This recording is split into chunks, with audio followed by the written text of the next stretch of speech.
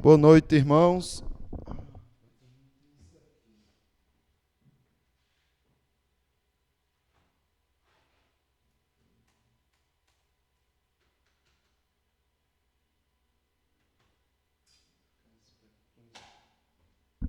Boa noite, irmãos. Que a graça do nosso Deus nos auxilie no nosso estudo.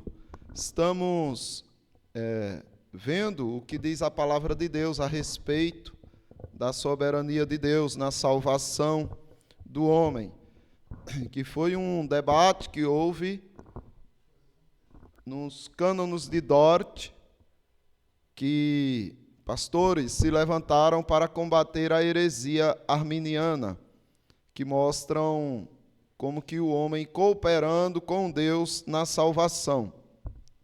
Temos visto que é essencial que a gente se precaveja, esteja atentos aos erros que são ensinados na palavra de Deus, distorcidas, né? Erros que as pessoas levantam a partir do momento que elas distorcem a palavra de Deus. O apóstolo Paulo, na sua segunda epístola aos Coríntios, ele já nos advertia, capítulo 11, 3 e 4, quando ele diz que tinha receio de que, da mesma forma que a serpente enganou Eva com a sua astúcia, também os coríntios fossem corrompidos, né, e se afastassem da simplicidade e purezas devido a Cristo. E como é que a serpente enganaria essas pessoas? O apóstolo Paulo está dizendo aqui que ela apresentaria um Jesus diferente do que os apóstolos tinham pregado. Um Jesus, só que de uma forma diferente. E também levariam para eles um espírito diferente do que eles não tinham recebido. E um evangelho também diferente daqueles que eles tinham abraçado através da pregação dos apóstolos. E aí, nós precisamos ver quais foram essas doutrinas que foram atacadas na palavra de Deus, não é? Eles fizeram distorções da palavra de Deus para tentar justificar aquilo que eles acreditavam. E aí eles atacaram a eleição incondicional. Nos vídeos anteriores eu já falei sobre isso. A expiação definida, né? A expiação restringida, a depravação total, a graça irresistível, o chamado eficaz, a perseverança dos santos. Estas todas doutrinas que foram atacadas pelo arminianismo, que hoje está proliferado nas igrejas evangélicas. Hoje nós vamos ver o terceiro artigo dos cânones de Dort, que é a pregação do evangelho. E aí eu pergunto aos irmãos, se existe o número definido dos eleitos, se a Bíblia realmente diz que há os predestinados e que estes daí já foram escolhidos, eleitos e predestinados para Cristo antes da fundação do mundo, por que pregar? É um dos argumentos que eles usam, e esse tipo de ataque que essa doutrina da eleição sofreu é devido essa má interpretação do que Deus quer que você faça na pregação. Você acaba tendo que negar uma doutrina santa para que você tenha motivação para pregar. Já que tem os eleitos, muitos dizem, já que são predestinados, então quer saber? Eu não vou nem pregar. E eles nos acusam disso, que nós não pregamos porque cremos na doutrina da eleição incondicional. Mas, por que pregar o evangelho? Já que Deus tem um número definido dos seus salvos e nenhum se perderá. Por que pregar?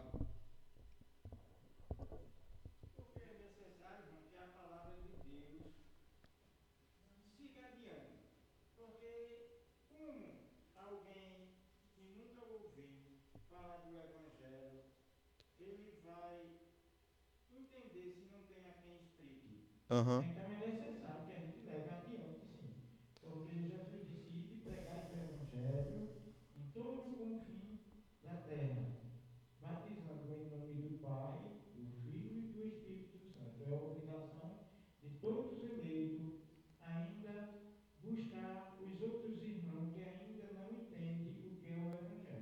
Sim, ok. Mas isso não contradiz, não, o fato da eleição. Você está indo pregar, mas Deus já tem seus eleitos. Não, mas eu preciso fazer com que os outros entendam a palavra. Sim, mas eles já são eleitos, eles já são salvos. Tem outro aqui, Jamil.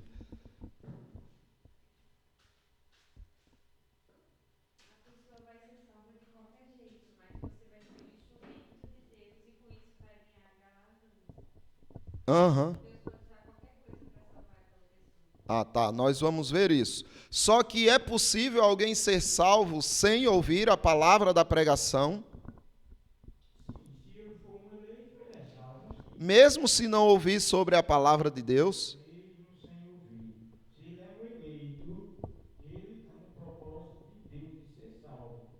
Aí nós precisamos ver isso, né?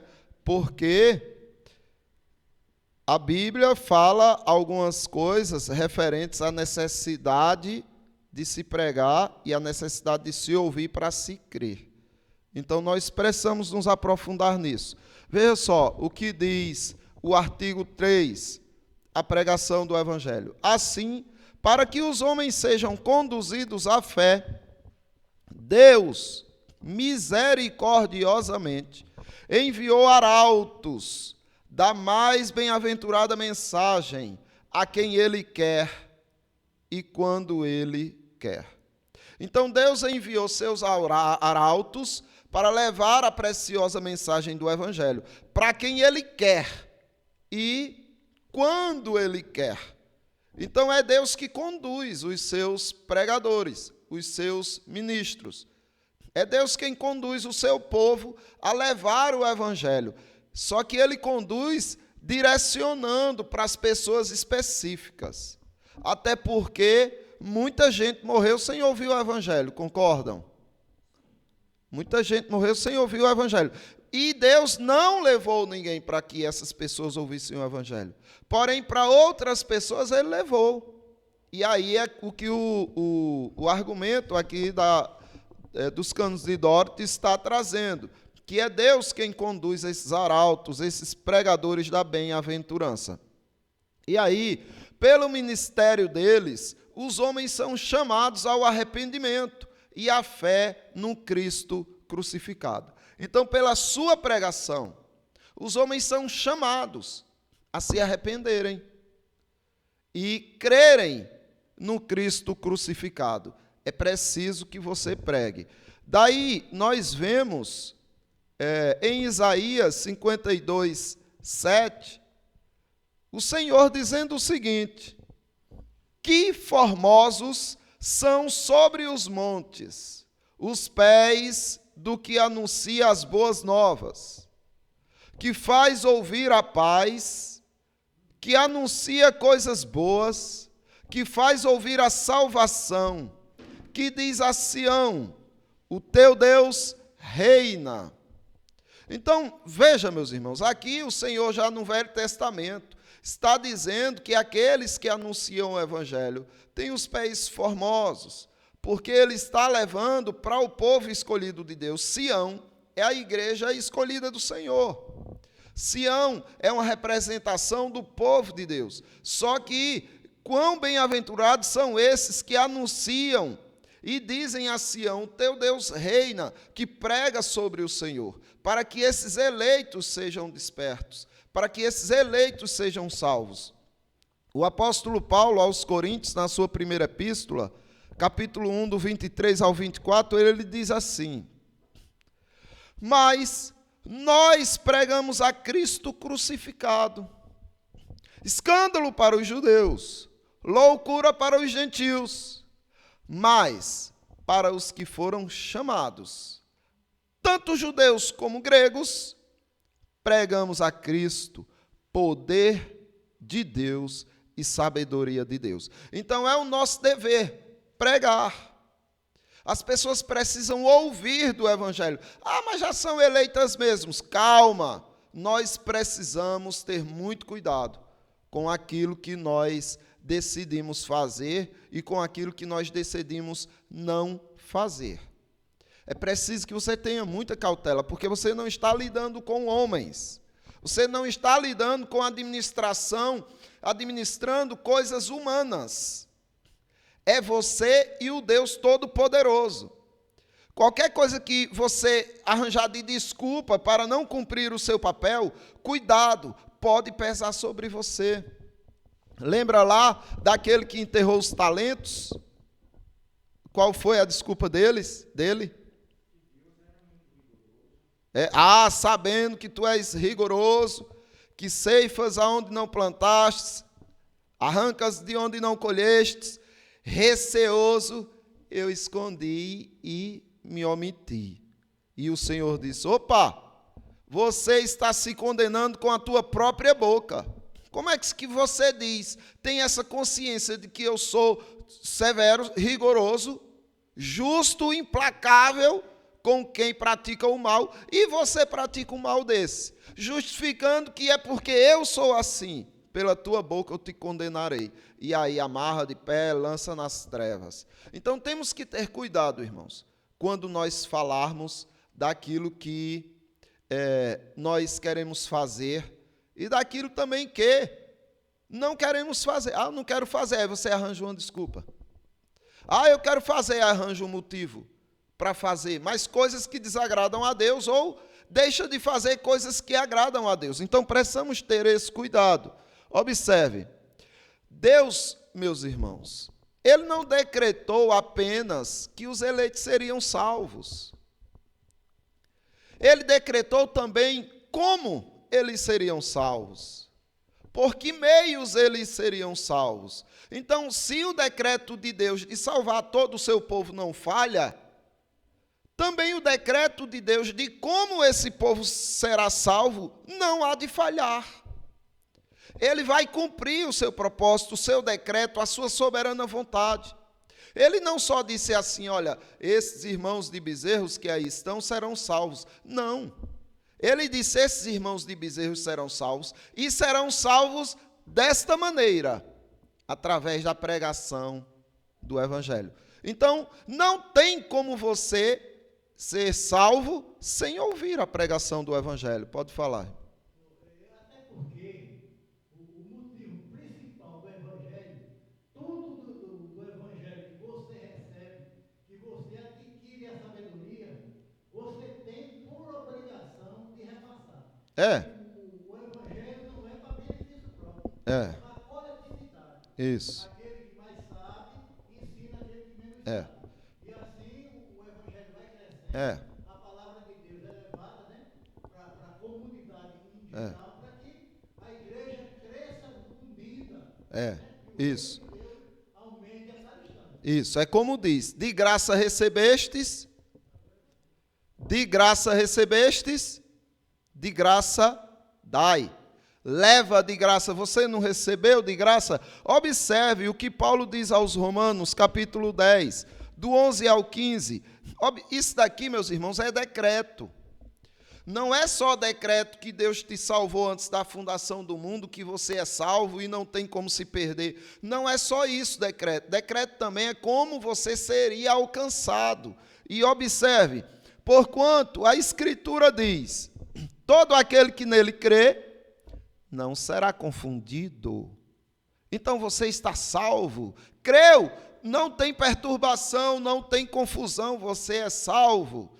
Pois não há distinção entre judeu e grego, uma vez que o mesmo é Senhor de todos, rico para com todos os que o invocam. Então ele é rico para com todos os que o invocam, mas aí a gente entra num dilema. Porque como é que uma pessoa pode invocar a Deus? Como é possível alguém invocar a Deus? Sabendo algo de Jesus, sabendo algo a respeito dele, não é? Não vai se invocar o Deus eterno, Pai Todo-Poderoso, o Espírito Santo, Jesus Cristo, sem nunca ouvir falar dele. Então é isso que Paulo vai dizer, não é? Porque todo aquele que invocar o nome do Senhor será salvo. Como, porém, invocarão aquele em quem não creram? Como é que eu vou invocar alguém que eu não creio? E como crerão? naquele em que de nada ouviram. Você nunca ouviu sobre ele, como você vai crer para invocar? É o decreto de Deus, você vai crer quando ouvir. É o decreto de Deus. E como ouvirão, se não há quem pregue? E como pregarão, se não forem enviados? Não é? Então, observe que aqui é uma cadeia de eventos que foram decretadas por Deus. Ele quer que o crente seja salvo a partir do momento que ele ouça a respeito de Cristo. Pode falar.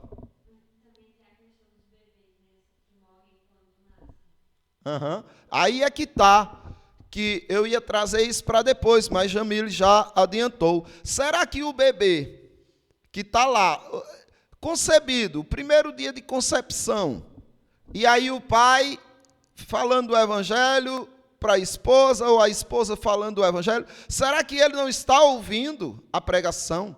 Será que ele não pode crer naquela pregação que está sendo pregada pelo pai? Nós precisamos ter cuidado também com aquela capacidade de Deus de alcançar pela mensagem.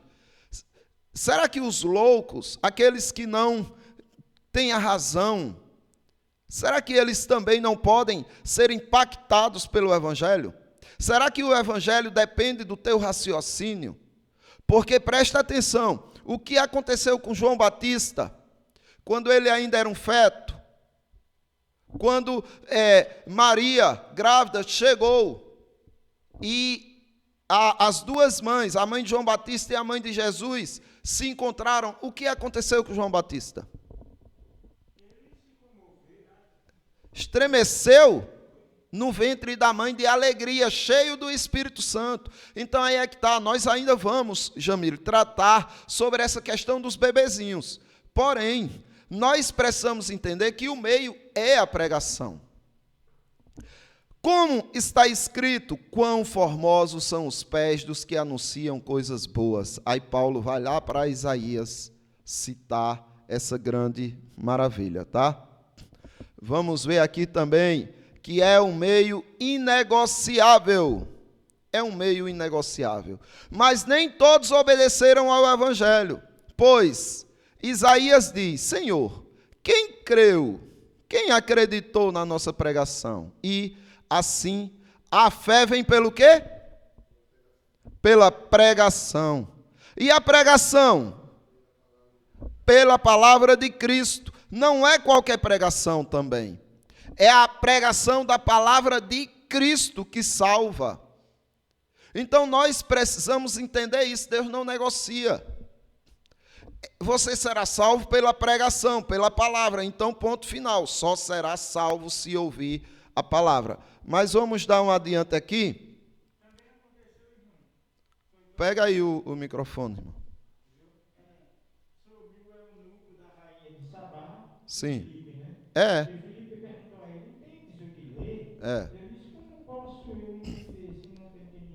E justamente. É isso daí. Deus enviou, e veja como foi que Deus fez com Filipe. Deus transladou Filipe, para que Filipe tivesse um encontro com ele, depois tivesse um encontro com outras pessoas. Deus fez com que fosse ali aparecido no meio deles, entre eles, não é? Para que ele ouvisse a pregação. Então Deus usa a pregação para salvar. Bom é para quem prega, e terrível é para quem se cala. Ah, mas eu não quero pregar, já são salvos mesmo, eu não estou muito afim. E é. Pois ouça só o que o apóstolo Paulo diz. Se anuncio o evangelho, não tenho do que me gloriar, pois sobre mim pesa o quê? Essa obrigação. Quer pregar não? Está gostando não? Não está sentindo vontade de pregar não, mas você é obrigado a pregar. De graça você recebeu, você vai ter que dar de graça. Seja com boa vontade ou má vontade, querendo ou não querendo, você tem que pregar. Porque é sua obrigação. Porque ai de você se não pregar o evangelho. Esse ai é uma maldição. Quando o Senhor diz, ai dos fariseus, doutores da lei, e ele vai dando os ais. Ali são tudo maldições que Deus emplacará sobre essas pessoas. Ai de mim, se não pregar o evangelho. Se o faço de livre vontade, aí como o Jamílio colocou, tem um galardão. Mas se constrangido, é então a responsabilidade de dispenseiro que me está confiada. Eu vou pregar porque eu sou obrigado. Bom para você, meu filho. Bom para você. Porque ai de você se você não pregar. Mas Deus é independente, ou Deus depende da gente para cumprir o seu decreto de que os homens serão salvos pela pregação. Deus depende de nós? Não. Porque vê só o que ele diz. E isso até ajuda a Jamila entender um pouco a respeito dos bebezinhos. Lucas, o Evangelho segundo Lucas, capítulo 19, 39 e 40. Ora, alguns dos fariseus lhes disseram em meio à multidão: Mestre, repreende os teus discípulos. Mas ele lhes respondeu: Asseguro-vos que, se eles se calarem, as próprias pedras clamarão.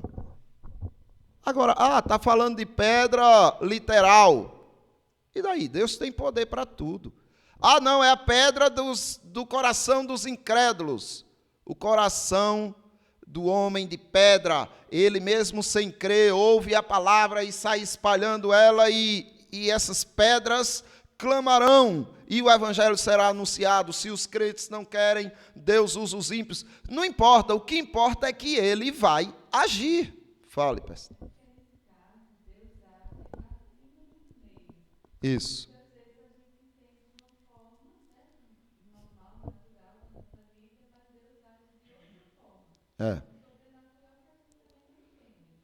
Isso mesmo. Ele não está preso, ele não depende de coisas, de pessoas. Ele é independente. Agora que ele te deu a graça, a honra, o privilégio de cooperar com ele nesta obra. Então veja aqui, olha só, Jamile, o que diz a respeito das crianças. Da boca de pequeninos e crianças de peito suscitastes força, por causa dos teus adversários, para fazeres emudecer o inimigo e o vingador. Salmo 8:2. Então observe, Deus usa até bebezinhos que ainda mamam, para fazer o seu nome glorioso, para que as pessoas possam ouvir os louvores de Deus. Ele faz como ele quer, e isso aconteceu, se cumpriu, porque é como Pesta disse, ele está acima dos meios. Lembra que Jesus Cristo também falou disso? Né? Quando as crianças estavam tudo cantando ao Senhor, exaltando o nome do Senhor, e aí o povo, manda se calarem. Elas têm que falar.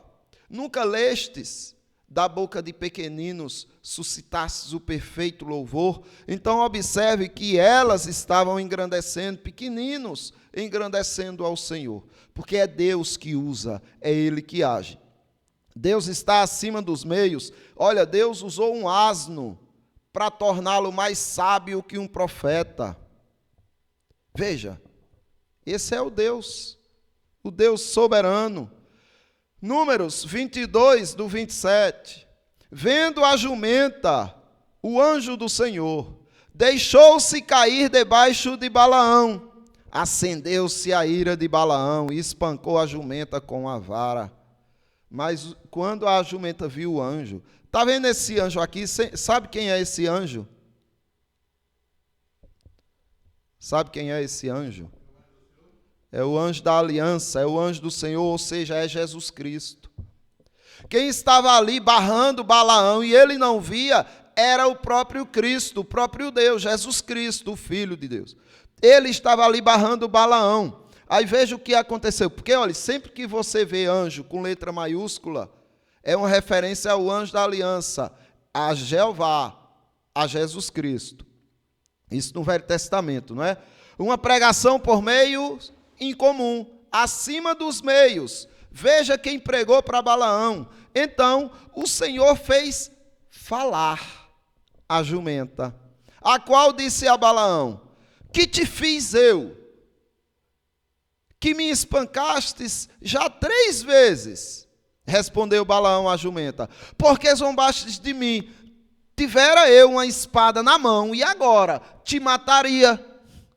Replicou a jumenta a Balaão: porventura, não sou a tua jumenta, em que toda a tua vida cavalgastes até hoje?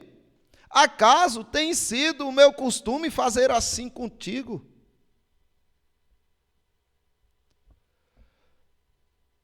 E a vida dele estava sendo salva por uma jumenta que Deus fez pregar para ele. Ele respondeu: não. Então o Senhor abriu os olhos de Balaão.